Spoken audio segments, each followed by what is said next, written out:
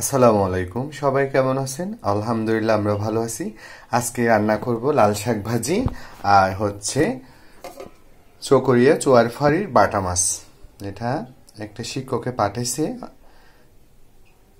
আর এগুলো হচ্ছে নাবিগুলো আমি টুথপিকের ইয়াতে দিয়ে তারপর মায়ের মতো করে করলাম আর কি। আর মাছগুলো আমি কিছুক্ষণ হচ্ছে মেরিনেট করে রাখছি। আর এদিকে আমি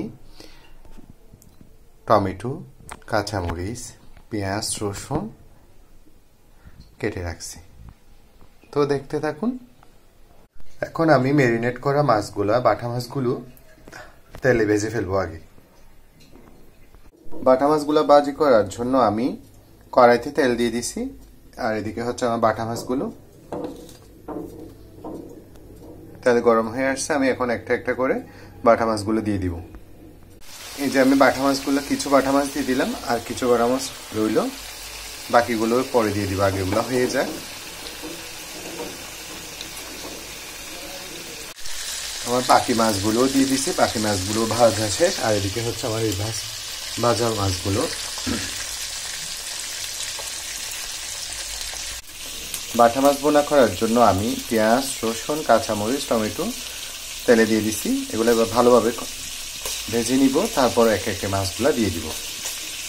এদিকে আমার মাছ বোনা প্রায় শেষ।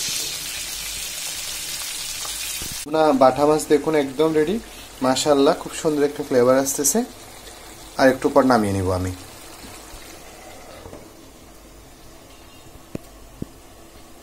দেখে আমি আরেকটা চুলায় লাল শাক ভাজি করার জন্য পেঁয়াজ, রসুন আর কাঁচামরিচ তেলে ভেজে নিচ্ছি।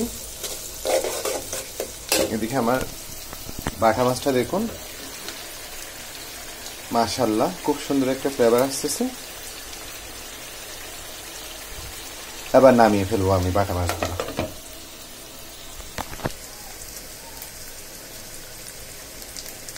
এবার এদিকে আমি লাল শাকগুলো দিয়ে দিচ্ছি।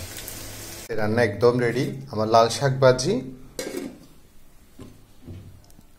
বাটা মাছের রসা, টমেটো দিয়ে, আর আমরা দুই ভাইয়ের পছন্দের সাদা ভাত। তো আজকের মতো এতটুকু। সবাই সবার জন্য দোয়া করবেন। আসসালামু আলাইকুম।